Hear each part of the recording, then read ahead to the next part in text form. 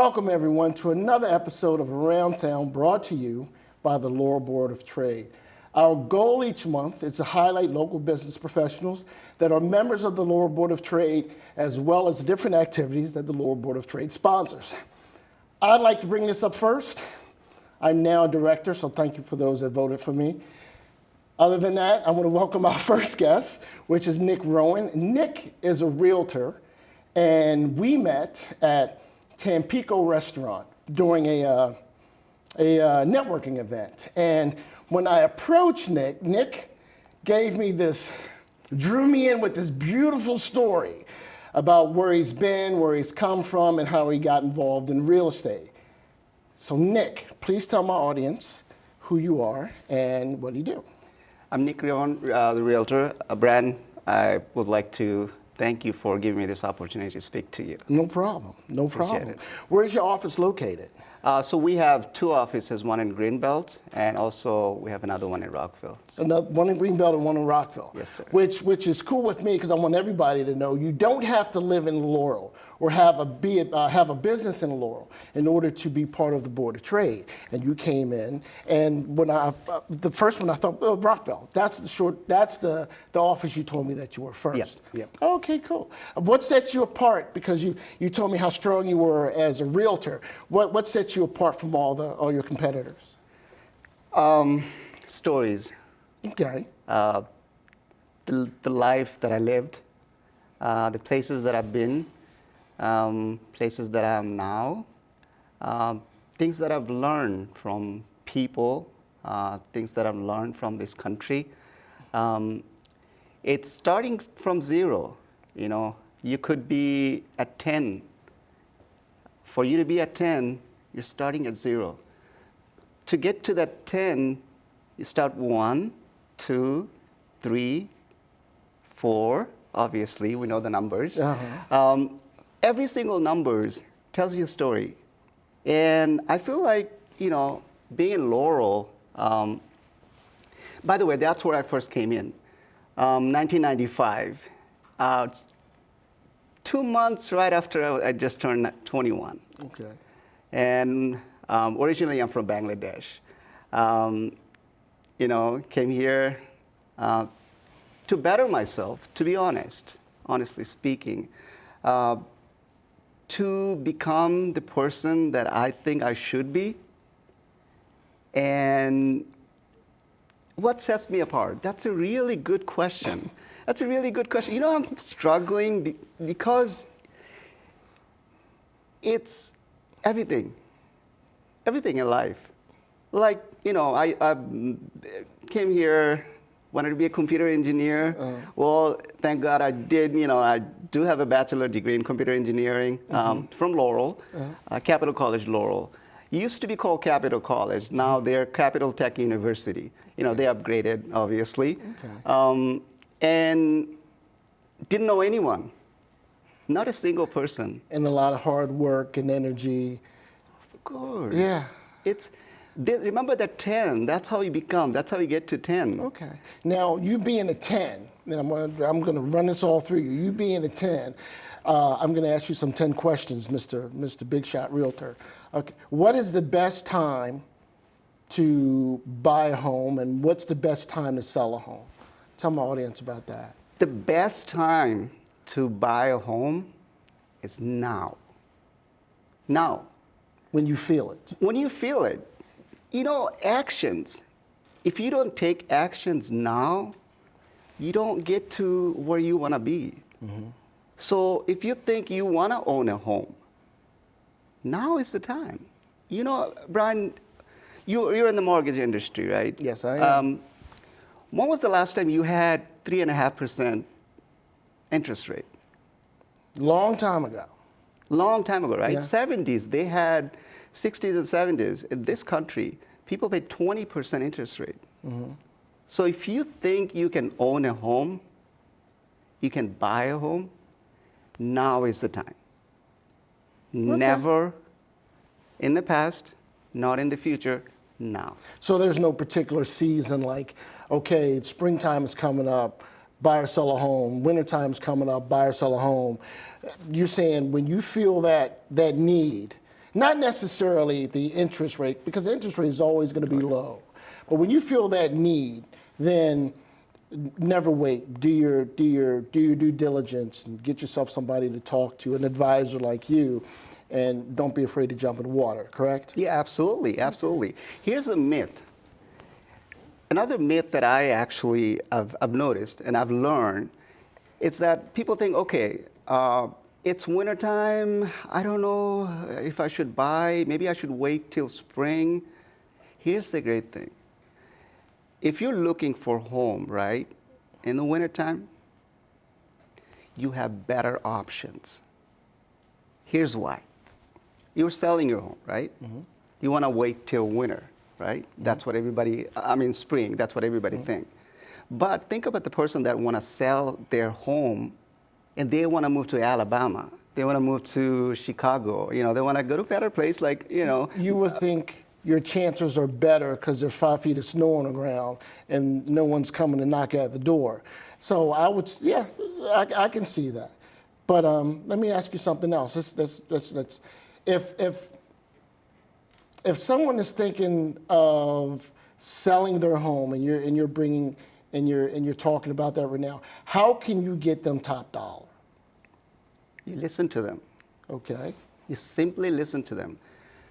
Brian, one thing that I've again, a lot of things that I've learned in my life that we have 2 years, right? Mm-hmm. 33% of our life that we're in college, I don't want to say waste our time. School's not for everybody. School's not for everybody. I know Famous Amos got famous for selling cookies. He didn't do that for going to, CCB or CCC or. Exactly. Yeah. So if you think of like going to school, your teachers, your friends, everybody wants to tell you how to speak to people, mm-hmm. right? We spend all of our life what we're going to say, right? Mm-hmm. We take very little time to hear them. God gave us, that saying, God gave us 2 ears and one mm-hmm. mouth for a reason. You got to listen to them twice as much as you speak. Mm-hmm. So listen to them. Understand their needs. Understand what they need. When you negotiate, behind closed door with the buyer, you know exactly where you stand. You know exactly where a client stands. And you help them through that process. Okay, let me ask you this then. If, let's say you have your buyer and you guys are out and about and he fell in love with this house. He found his dream home, or they found their dream home. And there's multiple buyers on a particular house. And you have a particular offer that you want to set out there. How can you have your offer be more attractive? So I'm going to give you a quick example. Okay. Again, it's going to go back to listening, right? So you have multiple offers. Let's see, the seller needs to move, right away. Okay. Then you offer them quick closing. Maybe the others buyer agent is not offering that. Maybe the seller, they have the school year, the kids are going to be in school for another 2 months. They have to sell, it's in the market, but the kids are not going to be out of school another 2 months. So you understand, you offer them, okay, that's fine. This is our offer financially, but we'll let you stay in your home another month and a half. So understanding their needs, it's not always about money. Okay, I was going to bring that up. So you're making a game plan where you play on their emotions instead of saying, let me give you an extra $5. Right. Okay, understood. Right.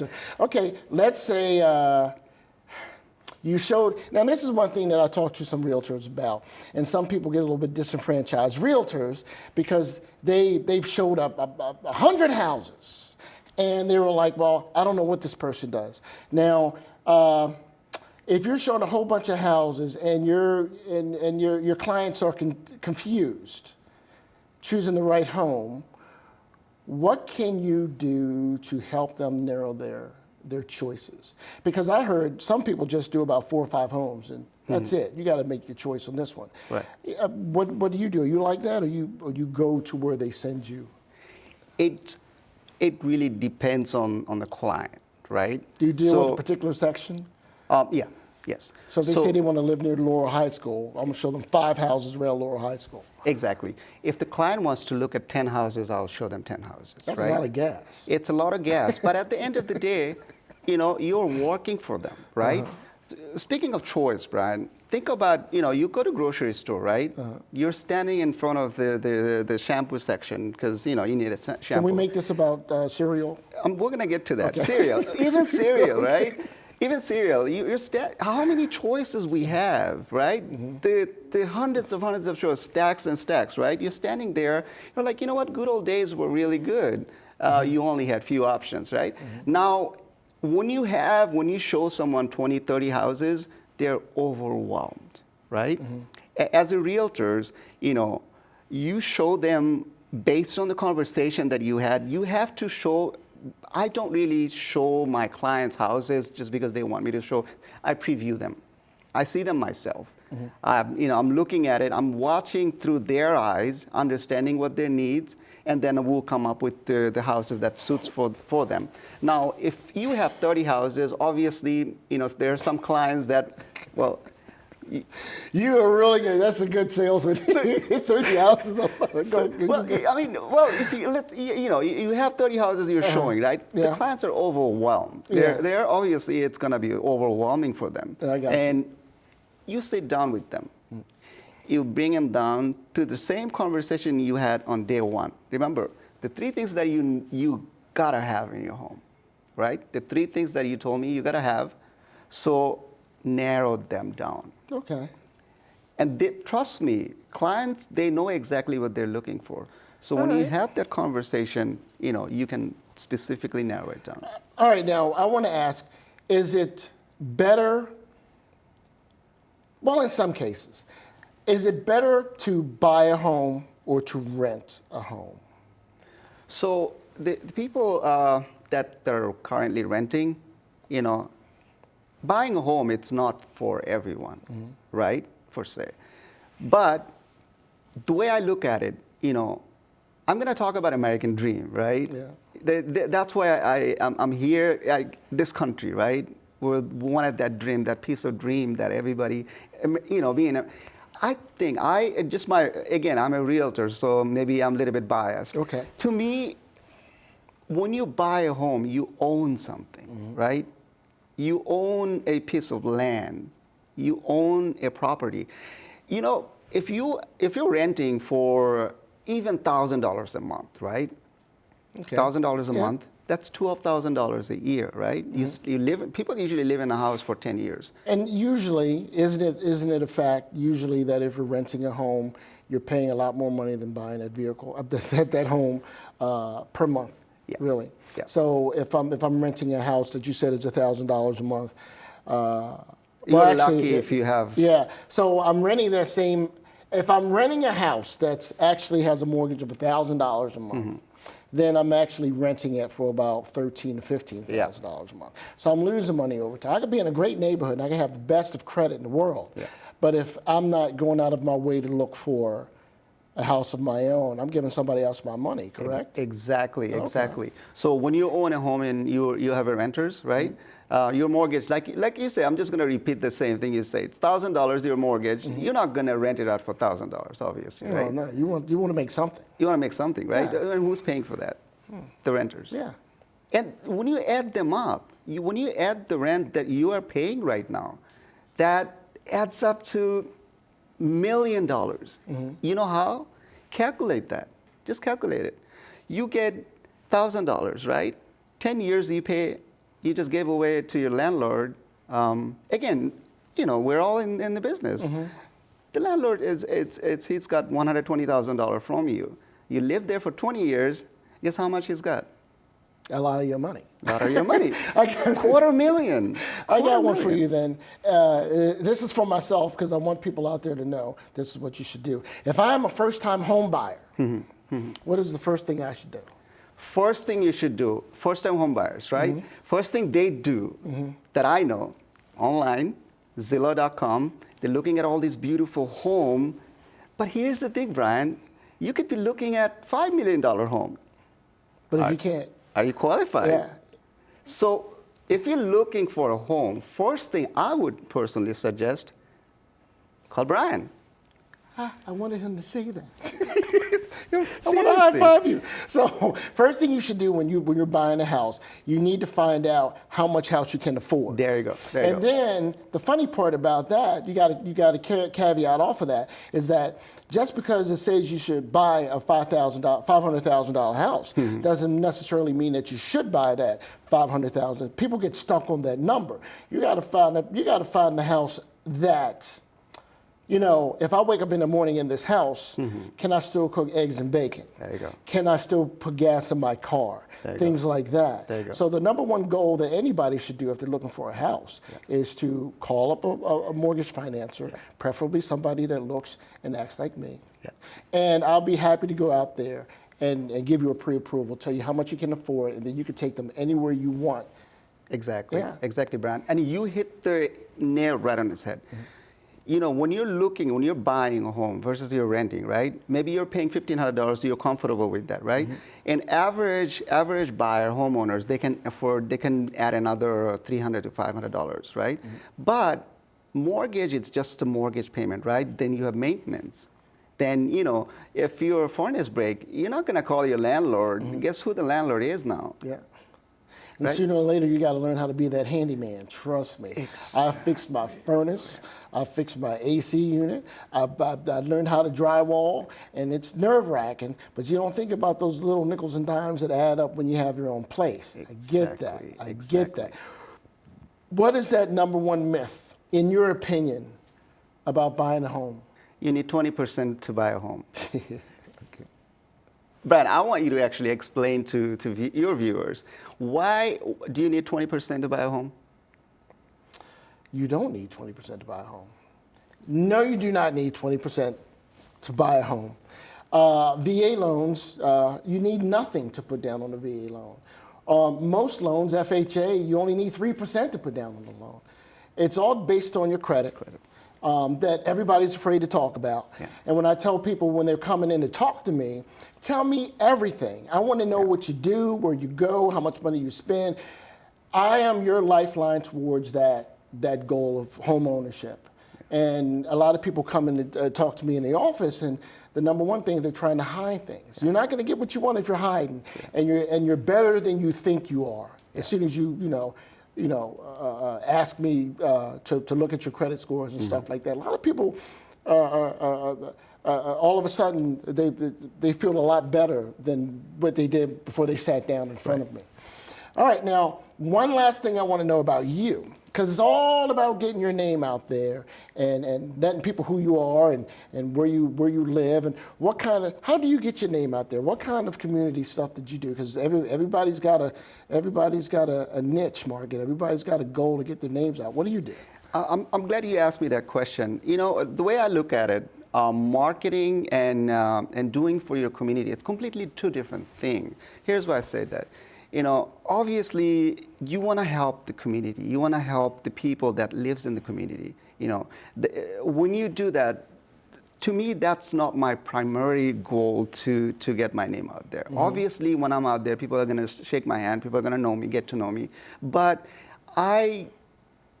one thing I know, you know, from deep inside my heart, that, you know, you do things to help other people. You don't, you know, do things to get something in return. Yeah, I do a lot of marketing for my business. You know, I'm always on Facebook. You know, I grew up. Is that probably? No, we're all there. Keep going. I'm thinking about myself a little bit. I'm letting you talk. Remember, you know, I'm somebody who didn't even have a landline, right? When I was in Bangladesh, you know, we couldn't afford even a phone, landline phone. So, you know, having that, transforming yourself to this new world, it's completely different. You know, you have to be in digital world. You know, if you're not, Brian, you don't exist. You know, you're not on Instagram as a business owner. You don't exist to people. Millennials, you know, Generation Z, where did they go? They live their life on Instagram. You know, obviously everybody should limit your time online. But at the end of the day, as a business owner, you know, you have to be there. So I'm there. You can find me on Nick Rowan Realtor on Facebook, Instagram. Yeah, I was going to tell them. Yeah, tell this audience how they can get in touch with you. So yeah, that's Nick Rowan Realtor on Facebook. Okay. But going back to the community, because that's my niche. I want to help Laurel. Okay. I want to help. I would like to help Laurel because at the end of the day, I feel like I owe a lot to Laurel. Okay. I feel like the people in Laurel built me the person that I am today. When I was 21 years old, obviously I knew nothing about anything, certain things. But Laurel, people in Laurel that built me. So I want to give back to this community. All right, Nick. Sure. Let me ask you one more thing, and then because I want them to get in touch with you. Sure. You're a realtor. What's the name of what's the company who you work for? My broker, Trademark Realty. Trademark Realty. So when they want to get in touch with you, how would they get in touch with you? You can call our Rockville number, 301-230-2300, and our Greenbelt number, 301-441-1100. You have an email address as well? Yeah, nick@trademarkrealtymd.com. The best way to get in touch with me, like my page, business page on Facebook, Nick Rowan Realtor, and obviously, I'm on Instagram, so you can. Or you can always reach out to me to get in touch with you as well. Absolutely. Okay, great. Absolutely. Thank you for stopping by, Nick, and letting us know about yourself and your business, and as well as some of the strategies that you have for people to buy a home. And I appreciate you giving us some time. Thank you, Brian. It was my pleasure. Oh, thank you. Have a great day. We'll be right back.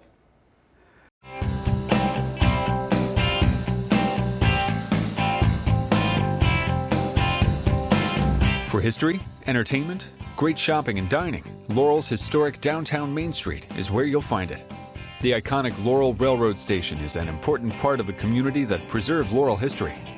Catch a glimpse of both the historic train stop on the East End and the mill houses on the West End during the Laurel Walking Tour. And be sure to stop at the Laurel Museum, which is open for tours. Every May, large crowds fill downtown Laurel for the popular Main Street Festival. Great food, music, and even greater company are what guests come back to year after year. However, Main Street is something to be enjoyed every day of the year. With numerous boutiques and gift shops, that won't be hard to do. Stroll down Laurel's historic Main Street and discover the heart of the community. Hey, welcome back. Our next guest to the show is one of our newest members. I'm very excited about this conversation. His name is Victor Thomas. Victor Thomas is a man with a vision that I'm digging. He's the owner of the Thomas Supply Trade, which is a really nice lounge that we have on Main Street. I can't say enough. I had your wife on the show a few weeks ago, and she owns a Little Chickadee, which is right across the street from you. And I'm telling you, man, I'm very impressed. You guys are killing it. It's in the 600 block of Main Street, so you guys got to check out both places. So I want to know right off the bat, Sure. what made you open a cigar bar? Well, I've been in retail for about 30 years, and I've been smoking cigars for about 30 years. So retail, cigars, it was almost like a natural fit.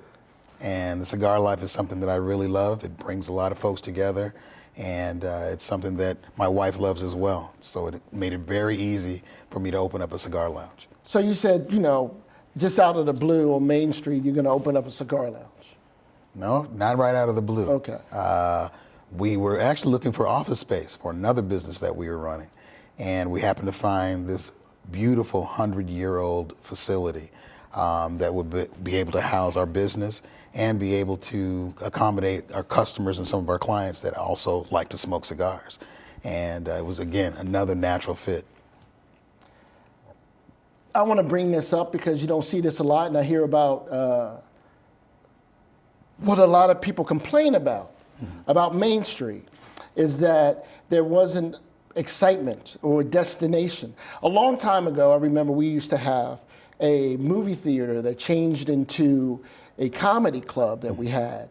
And you had folks like Martin Lawrence and Jackie the Joke Man. It was a destination. Right. So you don't really find too many cigar lounges. And when I actually, and I'm giving you all the props in the world, when I visited, you had them all. You had men, you had women just kicking back and talking. Everybody was like a group session. Sure. And my whole downfall, because I had to bring this up first, because we talked about this before, when I walked in, and it's not like I'm a connoisseur of, cigars. Right. And the first thing I said to you was, give me something light that, I can take. Correct. But I didn't ask you to show me how to smoke it. I just walked into the back room with everybody there. And I mean, it was you kick back, you drink your brandy or whatever you brought with you, and you have a nice cigar, and the conversations were just flowing everywhere. I know by looking in the back, you had your lockers, which is nice. How do you develop like memberships for your lounge? Well, basically, when some of our customers come in, what they like to do is they don't like to carry all of their belongings with them to and from the car, to and from the house, to the lounge. So we provide lockers so they can leave either their libations or their cigars there, and they can just come in, take the key, open it up, and they can bring out whatever they want to bring out. And they actually make sure that they bring enough to share on certain occasions as well, which is really, really great about the cigar industry and about the cigar life. It is about community, and it is about brotherhood and sisterhood and individuals sharing not only their love of cigars, but sharing their cigars and their libations as well. Because I tell you what, I like the fact when you brought up sisterhood, because the night I was there, and then I actually went home and I was telling my wife about all this, and she likes to smoke cigars as well. So she was a little bit put off that I didn't bring her in there to say hi to you.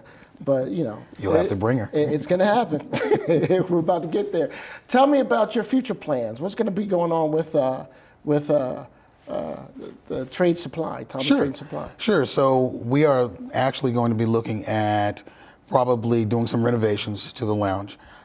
We've gotten more customers than we bargained for, more than we thought that we would get. We're actually ahead of projections, and we're actually going to be looking for a second and a third location as well. I can't tell you where those locations are. We're scouting out some of the regions in the area right now, but we are going to be looking for some additional locations as well. How do you select the cigars that you have on hand? Well, we have a great deal of research that we've done. I've been in the cigar industry for about 6 years. I actually worked for a company called Davidoff Cigars. Don't mind giving them a shout out. They gave me a lot of insight into the business.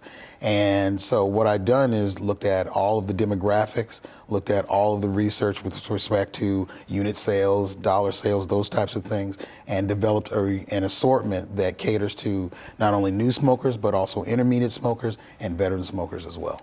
Novice smokers as well. Correct. What makes your lounge different from others? Well, one of the things that we really pride ourselves on is that there are no subordinates, there are no superiors, you're amongst equals. And that's our mantra. There are no VIP lounges or VIP rooms or VIP sections. We all are there in fellowship as one community, and again, as a brotherhood and a sisterhood. And we make sure that we foster that for anyone that comes into the lounge, whether they've been smoking for one day or whether they've been smoking for 25 years. Okay. Simple question before we move on. Sure. Okay, when you're smoking a cigar, I told you I was going to ask you this. Sure. So when you inhale, Yes. It's not like a cigarette because there's no filter. Correct. Okay, so what, you hold it in your mouth or? Yes, you don't inhale really Okay. like you do a cigarette. What you do is really just draw in the smoke. Okay. And then you kind of exhale, let it go. You can roll it around in your mouth. You can let it come out of your nose. Make sure you just don't inhale it and hold it into your chest. You just kind of puff it and let it go. Okay, because I tell you what, walking in there, just the essence of all the, I dig a cigar smell. Sure. And the essence of the room was just overwhelming. It was nice. It was Yes. very nice. And when I was looking at all the different types of brandies and scotches and whiskeys that was around the room. And I'm going to ask you, is there like a pairing Do you give like classes on, okay, if you smoke this type of cigar, you should drink something like this, or? Sure. We haven't given classes, but there are pairings. Certain cigars go better with certain libations.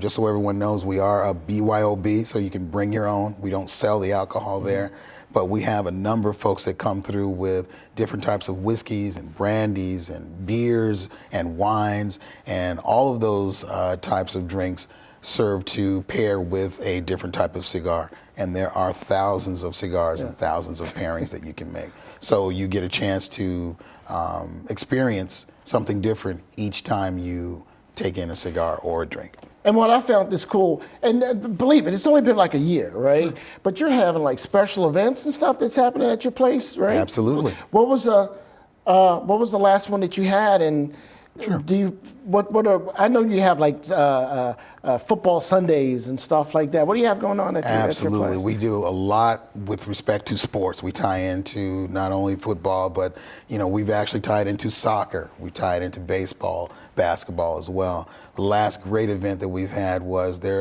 are a number of individuals that call themselves the Brothers of the Leaf, and they had a Christmas party where we held part of it, the dinner, over at my wife's place at the Little Chickadee, and everybody adjourned to come across to my spot, the Thomas Blythe Cigars, to have their cigars and their drinks and, listen to music and that kind of thing. So we plan to do a lot more of those types of events in the future as well. I can see that really happening. I see a groundswell around your lounge. Sure. What are the customers saying right now about, there's got to be some feedback. Oh, absolutely. What do you think? What's the greatest things? What are they saying about you right now? Sure, it has to be all positive. I'm gonna give you all 10s right now. What are other things? We're not perfect by any stretch, but we have received a lot of positive feedback. The fact that they really like the lounge atmosphere because it's consistent. It's welcoming, it's clean. Believe it or not, that is a big issue with a number of folks that have gone to any place, whether it be a lounge or a restaurant, is cleanliness. They love the fact that it's clean and they feel protected as well. And I feel that way about anyone that comes into our lounge, that it's my responsibility to provide a clean, protective environment so they can, feel comfortable in sitting down, smoking a cigar, having a conversation, or watching a TV show, that kind of thing. You could talk to anybody. Sure. Look, I'm sure it's just not locals that are coming to your spot. Absolutely. I think you're drawing in. You're drawing in some nightlife. Yes. You're drawing in what people are sort of yearning to see. There's always that average, the restaurant or the other joint, but I don't know if you noticed what you've done, but you've created another element to Main Street that really just threw me for a loop. And that's something that everybody's wanting to see. I like the fact that I'm starting to see as well that there's change coming. Yes. To Main Street, and I'm not going to say, I don't want people to go, I can't believe Brian, but I'm noticing since the movie theater and the comedy club, you're definitely that difference maker. We're hoping to bring some positive change to Main Street. One of the things that is unique about our lounge as well is our hours are noon until 10, but we actually really start getting going right after the work, right after people get off work. So it's a great place for folks to come if they want to experience a little bit of a happy hour or a little bit of a nightlife. And it gets a little lively around there, a lot of music and, a lot of laughter and that type of thing. The music was like that. And I'm telling you, when you think of cigar places, sure, you always think about one element. You always think about nothing but a whole bunch of dudes sitting around, but you had everybody in the place. And that was one of the big things that threw me out there. I was like, you had men and women alike, just kicking back, sipping on some spirits and smoking a cigar. Right. And I really, it was like sitting on my patio, right, with some friends, and all of a sudden we were just kicking it. And that's exactly what we want. As a matter of fact, just to let you know, the secret weapon about how we were able to get a lot of women to come in is my wife. She is the one that makes it so women feel very comfortable in walking into our establishment and enjoying themselves as well. Do me one favor. You've got, and I'm telling everybody, you've got to come to this place. Please tell our audience how to find you. Where's your establishment? Sure. We are located on 604 Main Street, right in the historic district. We look like a huge White House. You see the steps that lead up to our spot. It's called Thomas Supply Trade Cigars, and everyone is welcome. Fantastic. Thanks for showing up. Thanks for listening to me, and My pleasure. I'm begging you to come on the show, and you came on. Thank you so much. I appreciate it. My pleasure. Anytime. Okay, thank you. Well, that's all for now. Would you like to be on this show and talk about your business? I'm sure you will love to do that. This is one of the many benefits available to our members on the Laurel Board of Trade. To find out more, contact Maureen Rogers at the Laurel Board of Trade at 301-483-0838. I look forward to seeing you guys again. Have a good night.